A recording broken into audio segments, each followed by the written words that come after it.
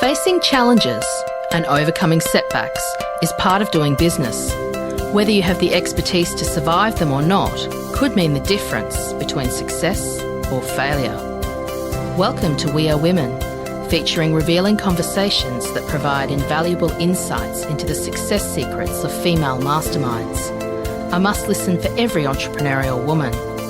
Now here's your host, Janine Vosper. Hi, it's Janine Vosper and welcome to this episode of the We Are Women podcast. I have Sabrina Capper with me today. Now, she is a successful PR and communications professional representing Fortune 500 companies and incredible leaders worldwide. In 2023, she left the corporate world to pursue creative endeavors, including writing and art. This is Sabrina's debut novel, written as though these extraordinary events unfolded. Sabrina and I had a little conversation before we came on, and I haven't learned a lot yet. So this is going to be a conversation of me pulling information. I think it's going to be a little bit left field to what you're used to listening to. Her goal is to spark a conversation with generations of women raised in silence. She lives in Dallas, Texas, with her husband, son, and 2 dogs. She enjoys reading unique perspectives, indulging in prestige TV shows, and rocking baby core fashion. Barbie core fashion. Oh, yes. I love all the Barbie stuff that came out that year. Do you have a big collection, Sabrina? I do not. I did not have Barbies when I was little. I was not allowed. So now I just love the pink and the girl power and, all the fun things that are girls. So was that one of your favorite movies, Barbie? It is, yes, for sure. It certainly is a power movie, that one. It just makes me giggle every time I watch it. Absolutely. I remember I got my first Barbie doll. My sister and I were quite young and we had our tonsils out and we both got a Barbie doll each as our first ones. And that's a very long time ago. The Barbie's been around a very long time. Yes, It was such a thrill to get the Barbie. And I went to the Barbie Museum somewhere. Where was that? Indianapolis, was it maybe? Or I don't know. Somewhere in Canada might have been. I can't remember now. I've done a lot of travel. And there was one of the levels of this museum. Yes, it was in Canada somewhere. And it was one level had had a World War II or young people who had stood out in history. And one was Anne Frank. One was the young girl who went to a black girl who went to a white school in the South, and one was another, and I can't think, but one floor was that, and one floor was all Barbies, and it was quite diverse. This children's museum. I think it was. That sounds thrilling. It was. Yeah, I'm trying to think. At least it was memorable, right? Yeah, that was quite incredible. But anyway, it was the whole Barbie thing happening on this whole level, and young girls we were able to dress up and then walk down a red carpet and play and take photos. I love that. We're not talking about Barbie today, but that just jumped out of me when I saw that in your bio. So welcome. The original working woman, okay? Absolutely. I think we all need to have allow our inner child to come through and have fun with things and be creative. My mum was a sewer, so she used to make all of our little Barbie clothes. And gosh, I wish I am learning to sew because I think I love fashion. So it's just, learning at my age is a unique endeavor, but my goodness, I'm having a good time. I made my fancy sweatshirt today. Oh, nice. Oh, well done, you. Yeah. I did that when my sons were young, and I got the sewing machine out, which I haven't used for about 30 years, and sold it recently. Oh, wow. And then the person who bought it was very excited by it, and then when she went to use it, it broke. So she bought it back. I gave her money back, and we dumped it. No, that's it. That's the end of my sewing experience from now on. Mm, It's mm. not my thing. So tell me, and I was surprised when I read this that you were part of, Fortune 500 companies and work with incredible leaders, but that's not what you're doing now. That is not. So in 2023, I think you opened up with I had an insane event where my family, my 100-year-old grandfather, showed up at my house and pounded my door down and demanded to see me. And It set off a chain of events where I basically could not hide that I was living like a double life. And I was protecting my family's in, I mean, just evil history. They are from Oklahoma. They have deep roots in all of the difficulties that and challenges that come with living in that area, and they are rotten humans. And my grandfather has been kind of reigning unchecked his whole life, and at the end of his life, they called to let me know that he was dying, and they offered me an opportunity to say goodbye. And so I confronted him and let him know that I wrote a book and I told all of our family secrets, and it was at a publisher and there was nothing he could do about it. And I secretly recorded it and I put it on the internet so that they could never silence me again. And since then, it's been a wild ride. That was literally in June of 2024 was when I posted that. And I have since published 2 books. And I am already writing my next one. I can't imagine. Look, Crazy. you hear about things in the news and people will go, oh, that was such a normal family. I didn't notice anything toward going Yeah. on at all. They just seem so normal. And as you said, you're living a double life. And Yes. maybe Very people much so. don't have extreme things happening, and please share what you feel comfortable sharing. Obviously, you've shared in a book anyway. Yes.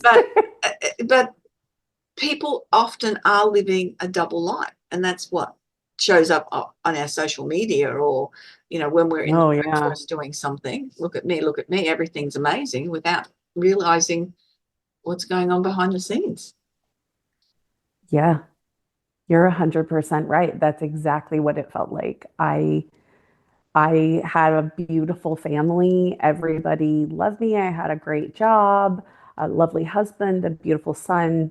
But the kind of abuse that I was still enduring at that point, like it was, you know, my mom would still poison me on the holidays. I mean, like it was definitely a wild thing for me to be living the life that I was, as far as I was so open with everything's fine. Everything's fine. And I think that's a generational thing. I think a lot of women in the Gen X generation were taught to put a smile on it, make it pretty, and just grit it and grind it out.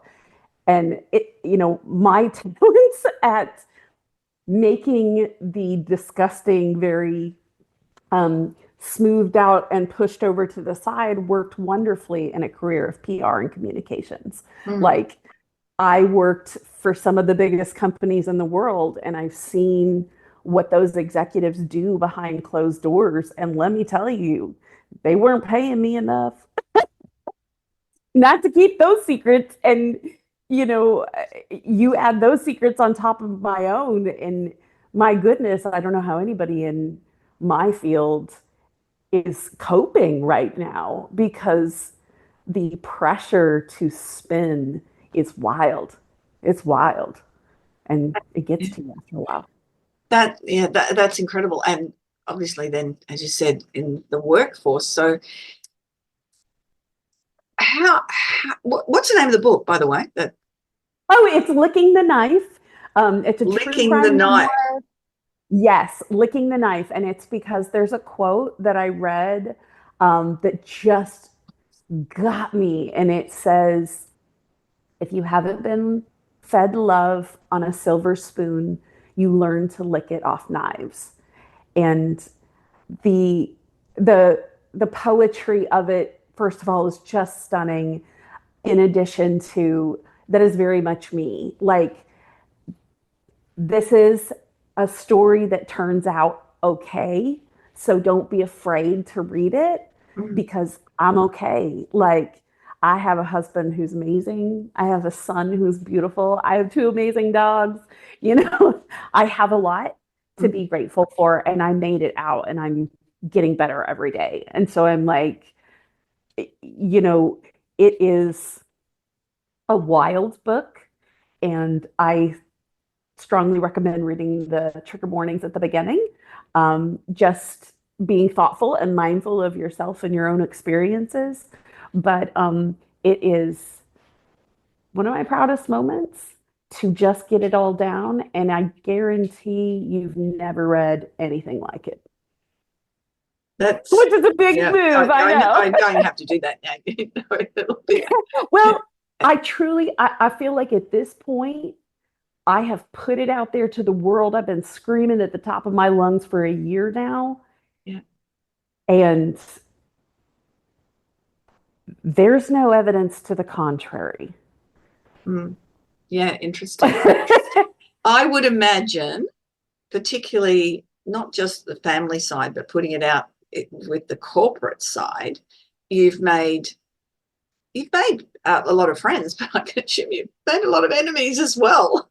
It's something that people do not want to hear. They don't want to be confronted with the reality of situations, because they have to then question themselves as to their behavior. And you would have done the same. How did I let this happen for so long and without stepping up before now? And that's really challenging for people. You know, it's interesting you say that. It is a point I haven't discussed, but I've been very aware of, is the silence from my corporate zeitgeist or community. I mean, it's deafening. It is deafening. They aren't the only ones. There are many, many people who I know, like, I'll have 70,000 views on a video, but I'll have 300 likes. Like, it's very obvious. People are watching, they're interested, they're engaged, but they're even afraid to just double tap and like something that I'm saying, because it does feel so controversial. But because of my background in PR and communications, I do have the ability to sit down and think about how to commute some of these difficult topics with some sensitivity and clarity that, you know, it's a skill set I've built and used for rotten people for a long time. It's nice to use it for something nice and interesting, because so many people do connect to some of the experiences, specifically of just being a young girl in the 90s, the young girl in the Mormon church, in purity culture in Oklahoma. Like, there's a lot of things in there that are shared experiences, and we have grown up with a shared silence that is now kind of starting to fracture. I don't mind being a leader in that voice at all, but the silence of those who I would have considered friends and I would have shown up for has been, it's just telling. It's very humbling, and I feel like I'm gaining insight and wisdom. I remember watching a series, not in the last couple of years, where they did an expose on and interviewed a whole lot of people who'd come out of the Mormon church, and it was the attacks on them personally and their businesses and everything was mind-blowing. There'd be people standing out in front of their houses protesting and threats, and it was that like what went on that they exposed was challenging, certainly, but that follow-up and the threats, to me, that was even more telling. Yes, I agree. I think there are a lot of what claim to be religions that have very unsavory consequences if you try to leave. Mm, yeah, and that takes courage. But the stepping out of the corporate, I'm assuming well-paid job to be able to step away from as well in 2024 after what's happened over the last few years. That's Yeah. interesting as well. And then to challenge the family and challenge, it's not just a family, it's challenging your whole belief. It's who you are.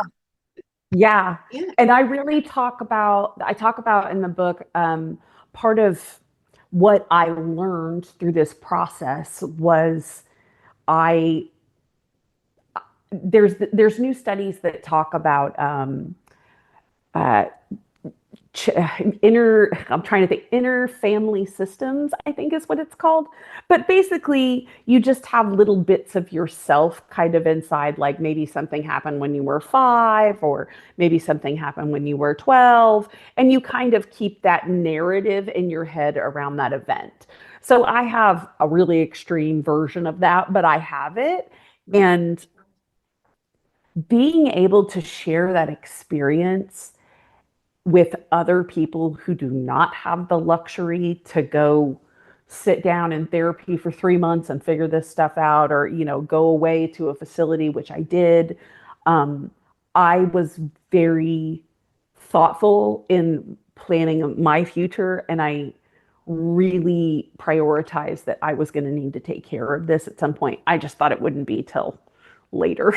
But life happens, and I think it's very hard to look at a difficult situation like, you know, being attacked in your home and go, okay, I'm going to use this as a tool to completely level and blow up my life. All of that framework that I had built, all of those kids, just let them go free and really start from the bottom and build my values and belief systems on things that matter to me now, that are healthy and happy and don't rely on work or authority or divine grace. So that's really the work that I did. Um, and when you talk about internal structure and really having to attack that as a business professional and as a woman who wears, I'm a mother and a wife, like there's not a lot of time to sit and go, oh, let me think about my psyche and where I am as a woman at 40 versus where I was, when I was a child. Yeah. And that's not, I mean, that is hugely exposing yourself. That it is, isn't it? It's not, yeah, it is. It's not something that many of us are prepared to break down and challenge everything that we thought was a belief.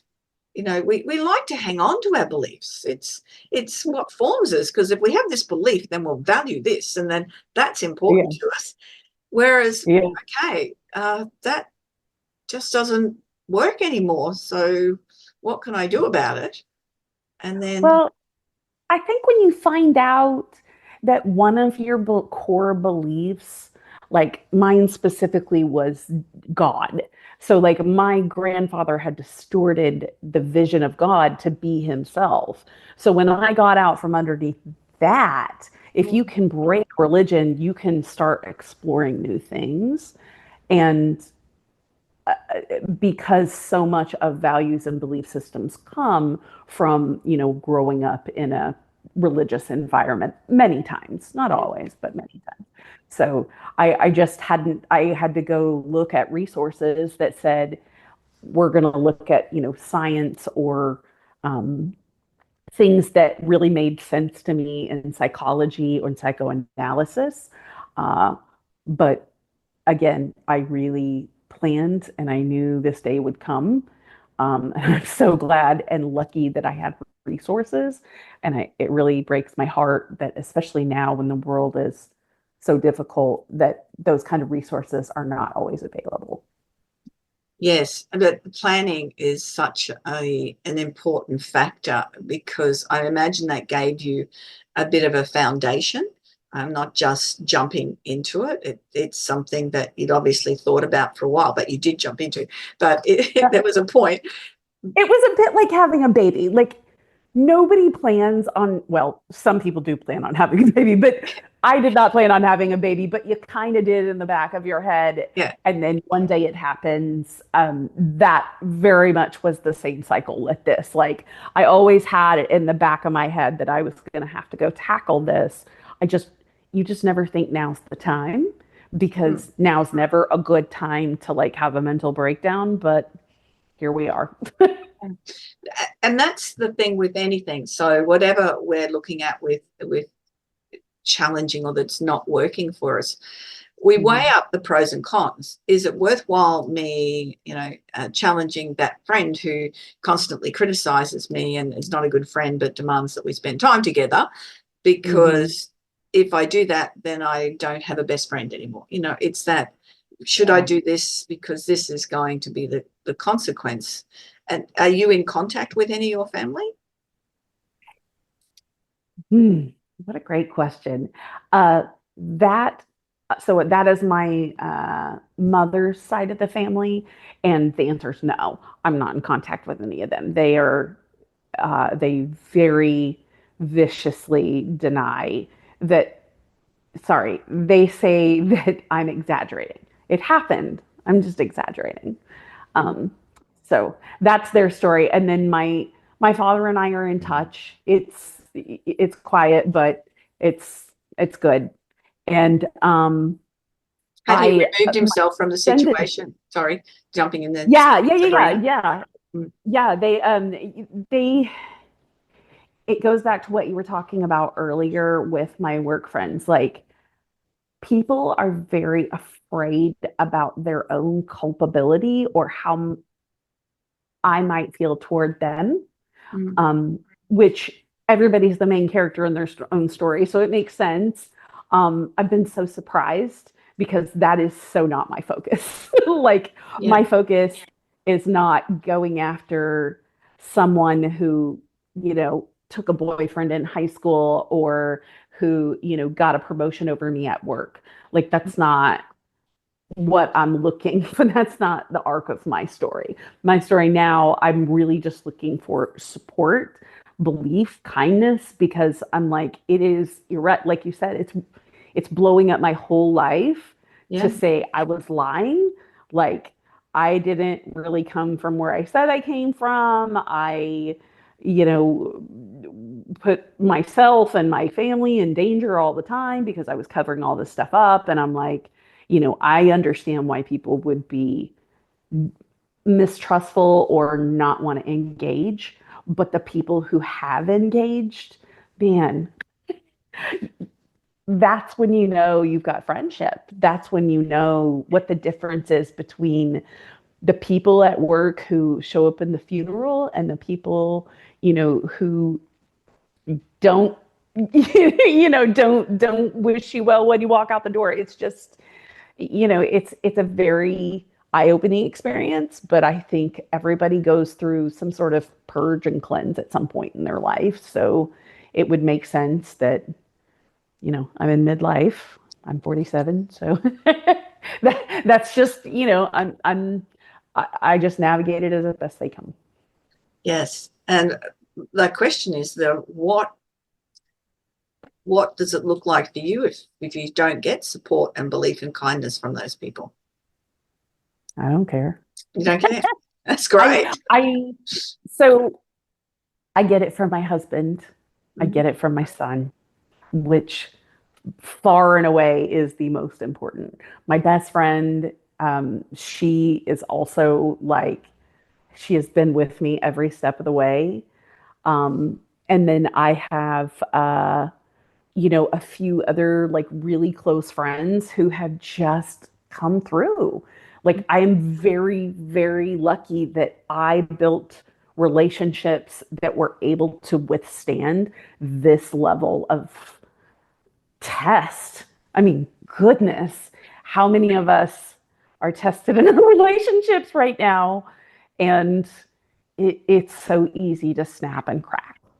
Mm. It takes courage, and it Yeah. definitely is just a challenge.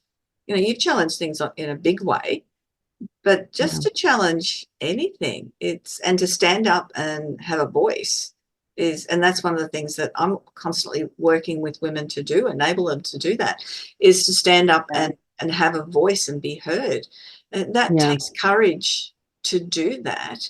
And sometimes like for yourself, you know, there comes a moment where you go, that's it.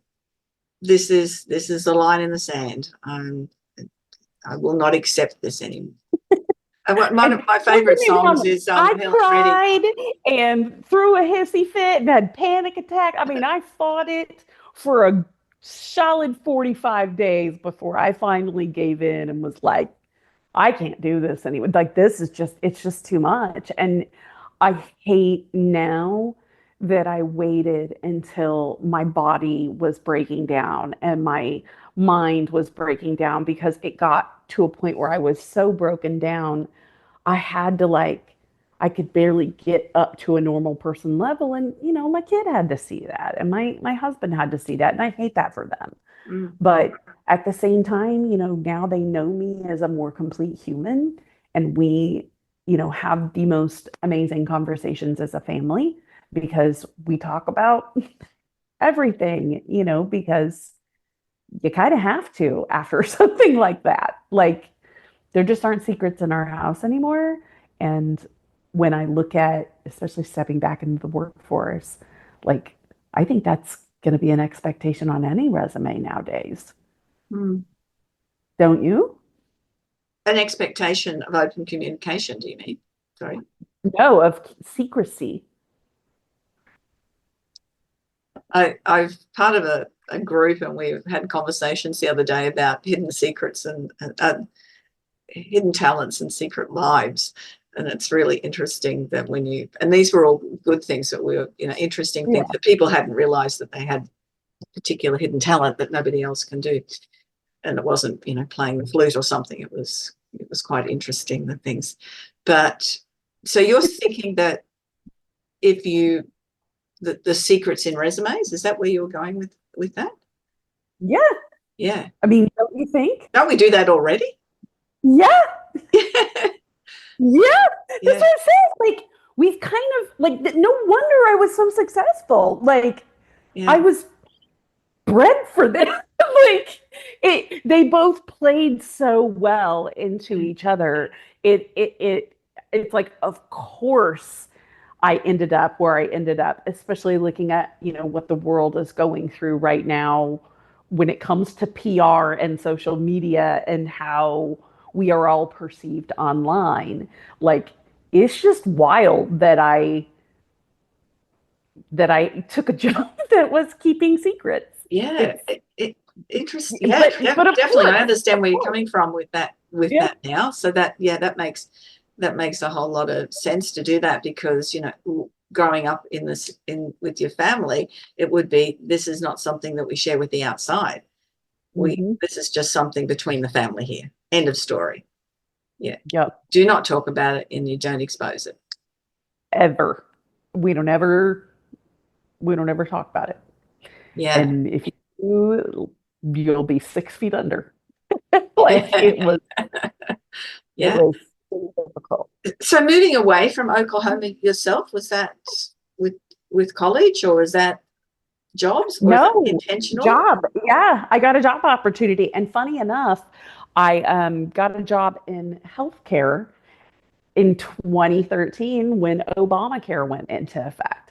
Okay. So I I hope to write a book about my experiences there one day, because being at being in that industry at that time was wild, because it went from a fully private product, sorry, in the United States to a private and government product. Mm. It was just a leadership industry things that happened that were like wild. And then I worked in a semiconductor industry during COVID. And I managed a team globally in both Asia and Europe. So, like, I ran communications the entire time across the globe during the biggest pandemic that's ever happened. And like, but I also saw what was going on behind the scenes of those things. And I never signed an NDA. I I I don't think people understood what I saw. And I'm like, I'm so good at just keeping the secrets Yeah. that I'm like, it goes all the way back to what you were talking about. The Mormon church is pretty rough with how they treat traders. Mm. So is corporate America. Yeah. So, so I feel like I don't have an easy road ahead of me, but man, somebody's got to start talking. Like, And that's a really good statement. Somebody has got to start talking. somebody's got to start. And you know what? I'm willing to do it. I like to be a storyteller, and I really see so much potential in women in leadership. It drives me bonkers that they have so little opportunity. Yes. And we're doing a little bit better here in Australia, but there's some women that are in some of the top jobs.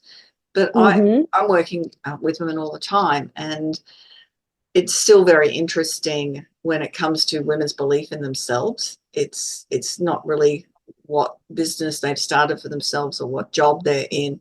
There's still so much doubt, and a part of women's nature is to put other people ahead of themselves, and usually put family ahead of ourselves. But to recognize, and you brought up the fact that your body and your mind started shutting down. Yeah. And unless we put ourselves first, then we bring that level of dis-ease into our space. And it's... Well, hold on. I want to go back to something you said. You said it's in our nature to put others first. Mm-hmm. I would challenge that to say it's how we're nurtured. We are taught as women to take care of others before our own bodies, before our own, like, we serve the men before we eat ourselves. You cook the food, or you clean for them, like, especially in the Mormon religion and more conservative Christian religions. Mm. Like, it is very much from the moment I was born, I was bred to serve men. Yeah. And even though they have led us into their workforce, it's difficult for the older generation to adapt. Mm. They just don't do it well. No, They don't. It's not pretty. No, it's definitely, there is that balance between nature and nurture. And I know for myself, I've always been of the mindset that the better I can look after myself emotionally, physically, financially, the more support I can give other people down the track. And it's paid off, with helping family and my sons and different things.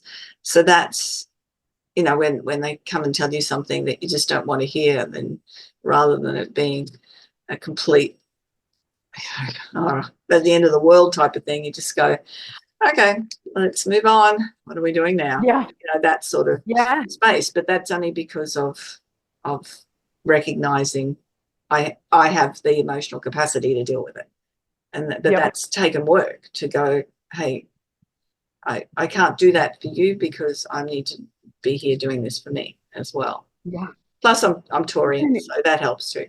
You're so impressive. That's a hard statement. I mean, it is. Yeah, It's very difficult to get to a point where I can go, hold on just a minute. I need a moment for myself. Like yeah.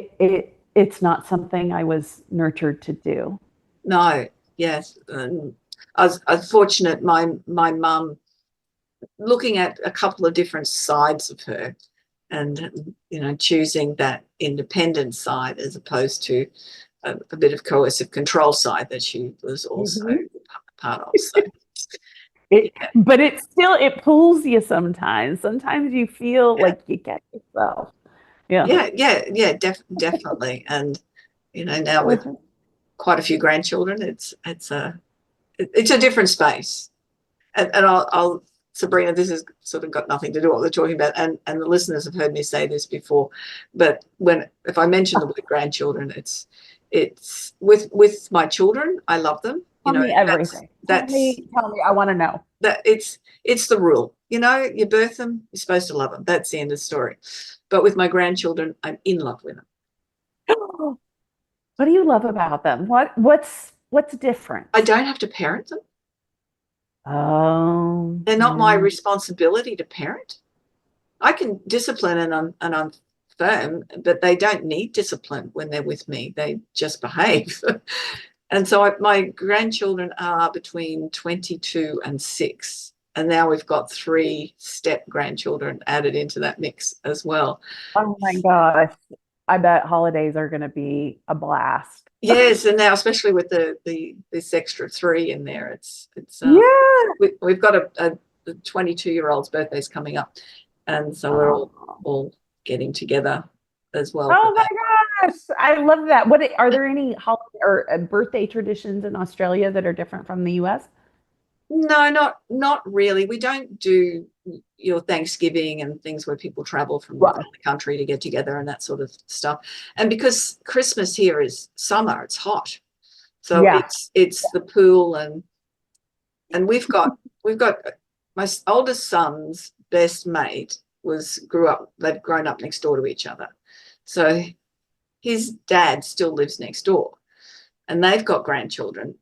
They've got children as well. So whenever there's Australia Day or Christmas or footy going final or something, both houses have become a track for kids in one pool next door and one pool. And they're all old enough now that that's fine as long as someone keeps half an eye on them in the pool.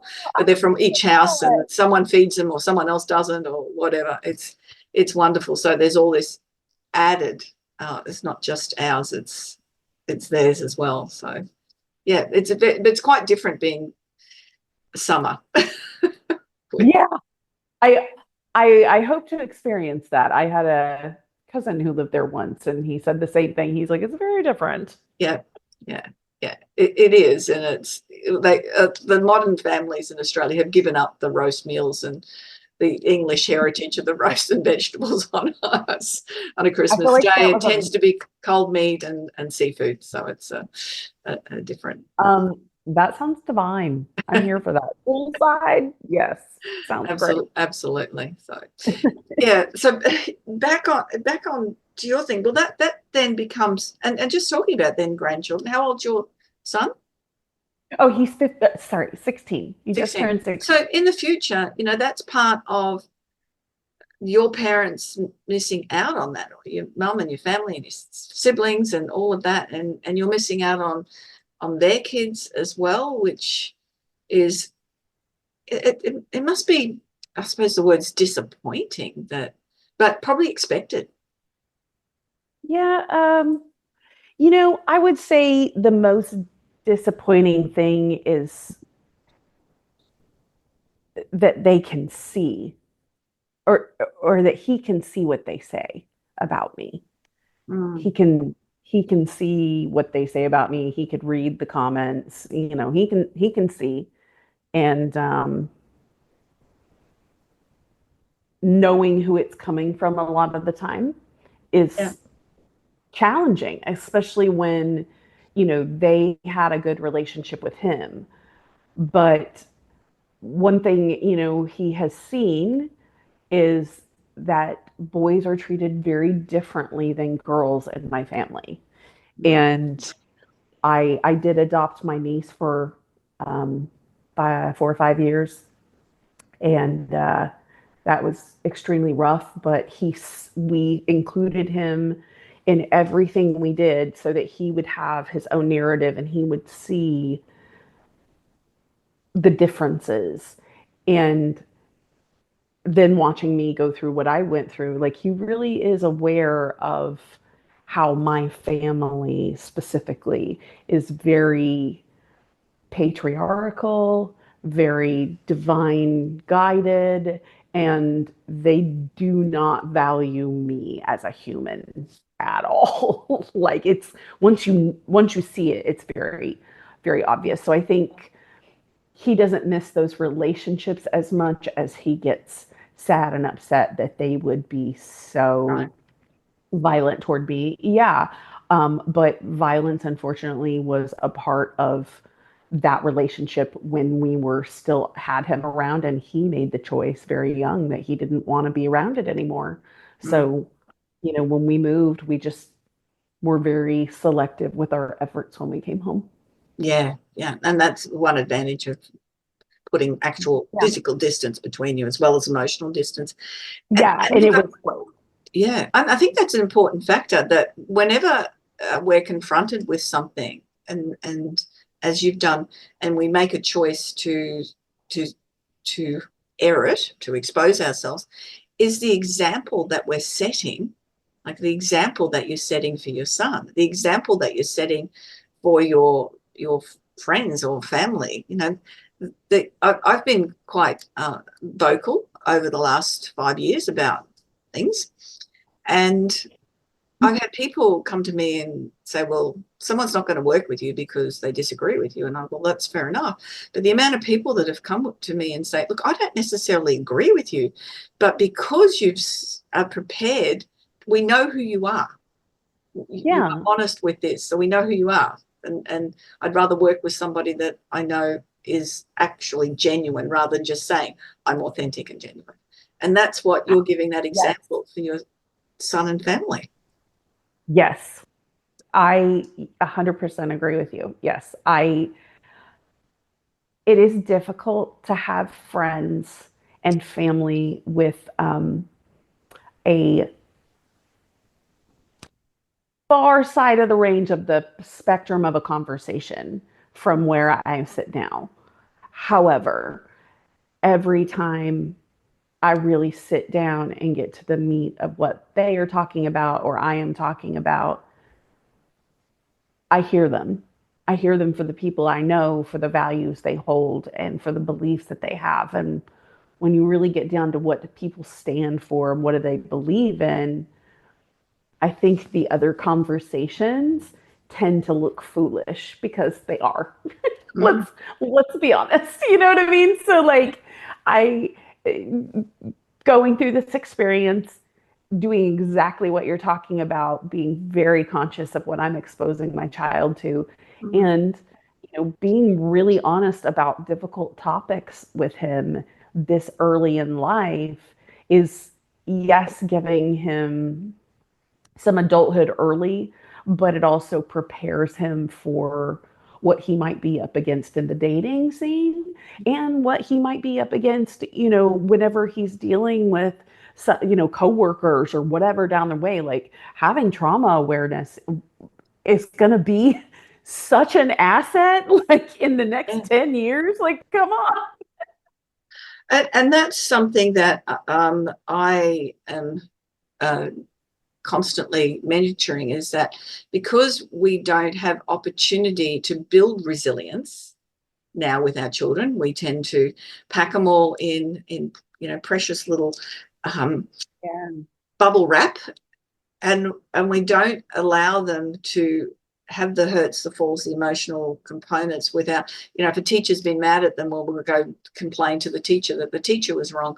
Whereas and I'm the generation back from you with the baby boomers, if I remember standing up to a bully of a teacher. He bullied the girls. He allowed the boys to hit the girls, everything.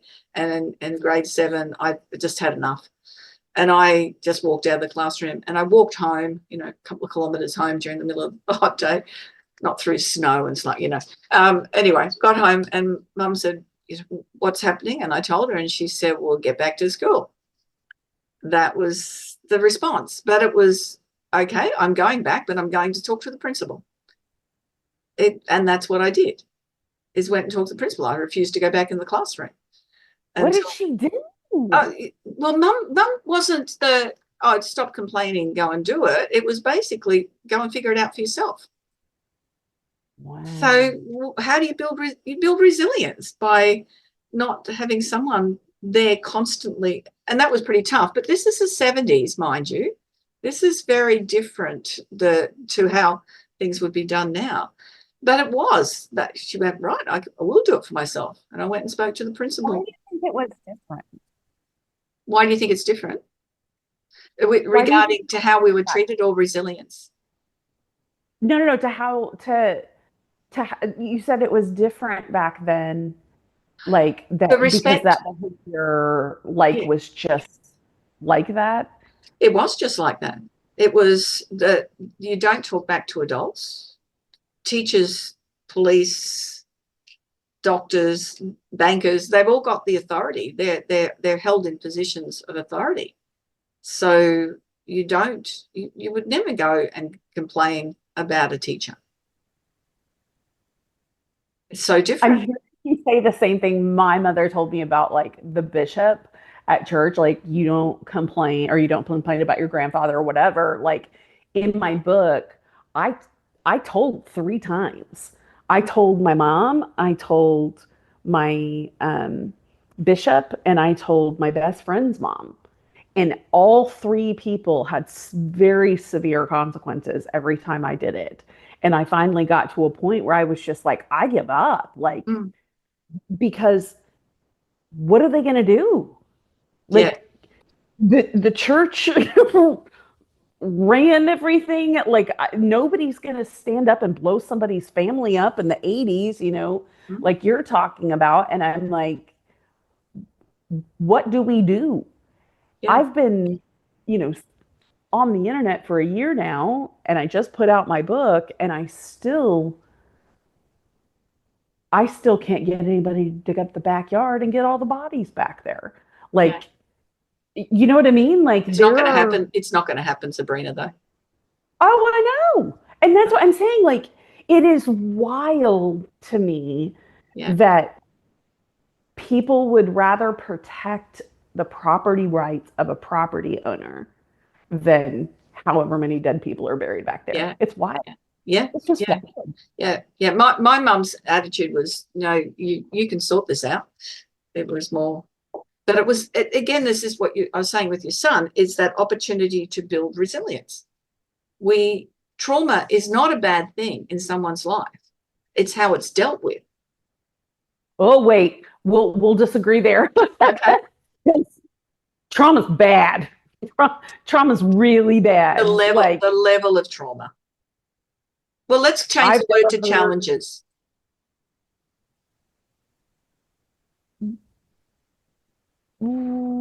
Clarify. How about clarify? Okay, so my oldest son is now divorced, and his children are 9 and 12. And so those kids have gone through the challenge of their parents separating. Okay, but it's worked out really well. The parents are adults, fortunately. But that's a challenge that not every kid has to go through, and now they have to navigate with stepkids and as well. So it's a challenge. So that you can either treat them one way or treat them that it's in an adult way in conversations. And I know with this blended family, it's a bit like Brady Bunch. They've got a list of how we all treat each other in the house. So they've given them the opportunity to all step up to the plate because they're old enough to recognize this certain behaviors isn't acceptable. These are the ways we treat ourselves. So from that challenge, they have learned resilience, but they've also learning respect. Because life's just not going to be easy for everyone all the time. And children are coming through without any resilience now. And unfortunately, it's showing in anxiety. Well, I don't know, it is in Australia anyway. Highest level of youth anxiety and depression that we've ever experienced.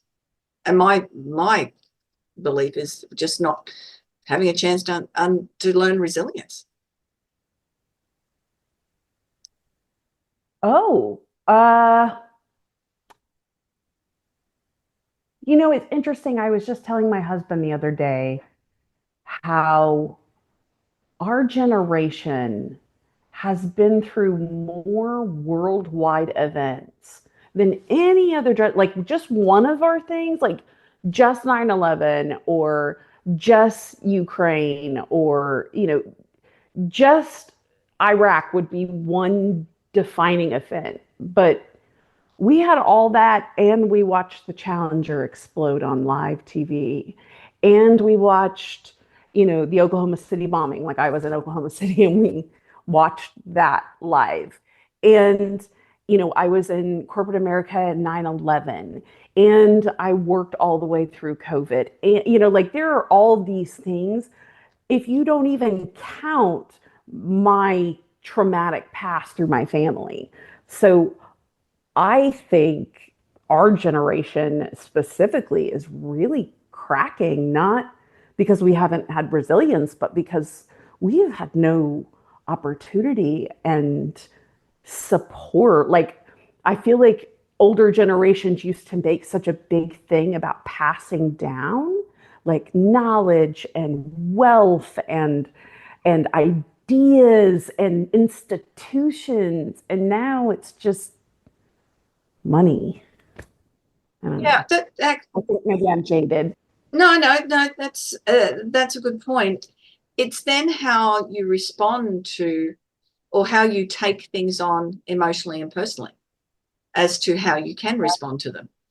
It's there's a lot of controversy in Australia here at the moment because of what's happening in Israel and Palestine, and there's our prime minister's decided to go one way, and there's a lot of poor line down the middle, and not a lot of Australian pride at the moment, unfortunately. So there's a lot of that, but and I have opinions on it, but do I take it on emotionally? Sometimes when there's idiots out there, but most of the time, okay, I can talk about it, respond to it, and then I just move on to another subject, if you get what I mean. So we can take things on. So in Australia, we have lots of cyclones, flooding, fires, and there's always, this poem, I love a sunburnt country, a land of sweeping plains, of rugged mountain ranges, of drought and flooded rain. There's constantly something going on. There's always drought. And I think here, maybe that's sort of why that looks a bit different. I don't know. But the pioneers that settled here had to deal with constant drought and flooded rains. Then they became very resilient and that's the past generations, very stoic in their attitude towards things. Well, it's just the way it is, it's so whether that's me as a baby boomer, it's just the way it is. So maybe that is a different generational response to things too, Sabrina. It's just the way it is. That's really interesting. No, it is a different perspective for sure. Like, I am an eternal optimist, and I always want to believe that I can make things better. And I really think I think at least I can try. I would like to die knowing I tried to make the world better. I think by you absolutely having the courage and stand out and stand up for what you believe in, you have definitely done that. Look, I have enjoyed our conversation so much. I love real conversations, which is very cool, and looking things from a different perspective. And you challenged me on that thing with the generational stuff, and I'm going to figure out whether it's just me or it is. I'm just thinking of some of my friends that have just how they deal with stuff. It's that's it. It's different for sure, and I think it is hard to have the conversation, but man, it's so worth it because we didn't yell. We didn't fight. You know what I mean? Like, this is what I think the internet needs more of is Yeah. let's have a conversation with somebody from across the world who I don't know, and we don't Yeah. have, the same backgrounds at all, but we can talk about, where we are as a generation, what we're experiencing culturally, because I know as someone who reads the news every day, like I look at world news. I Mm. look at I'm watching about the lady who poisoned people with the beef Wellington. Like, come on, I'm caught up. I know what's going on. Oh no! So for so many people I know got really caught up in that. Oh, it's a thing on the She true was so crime guilty. She was so guilty. Oh, I love watching coverage of big cases like that. I think it's Yeah. very fascinating what the conversation is. That's old habit. Yeah. It's no, that's great. Look, I've loved it. How can people Yes, this has been how so can people great. buy your Thank you. books? We didn't even touch on your children's book as well, but how can they buy your It's books? okay. It's okay. They are doing gangbusters. They're both available on sabrinacapper.com, and they're both available on Amazon or Barnes and Noble or whatever worldwide bookseller. I do have an audience in Australia. Cool. They have Awesome. been very nice to me. There have been a couple of true crime talkers that have done some sleuthing for me. So shout out. Thank you so much. And Licking the Knife has sold thousands. I am deciding right now if I'm going to do a second print or what I'm going to do there. Like, I just finished my publishing contract, so I'm deciding what my next steps are going to be, because the end of my contract was doing Beasts, the story of a girl in a beastly world, which I was going to show you. To get through all of this, I painted. And these are some of the originals that are in my book. Oh, well done. Yeah. You. Thank you. Yeah, they're kind of like my emotional beasts. So, like, sometimes you feel like a porcupine, like you're pokey and like you just do not want to be dealing with people that day. And you can't explain how you feel, but you're like, I feel pokey. I don't want to be around it. And so it's just a different way to talk about my emotions. And I've noticed that kids really enjoy my messy scribbles. So here we are. Well done, you. Thank you. I just remembered I was supposed to be at lunch at 11:30 and I'm late. So do not be late. You got to go, no, girl. I won't be late. Lovely. Please send me the link and let me know when you're ready. Yeah, and it'll all be in the show notes. Thank you, everybody who has been listening to this episode of the We Are Women podcast. Remember to go to JanineVosper.com and book a strategy call. We can have a conversation. I guarantee if I'm not the right person for you, I can recommend hundreds. Well, have a great day. Bye-bye.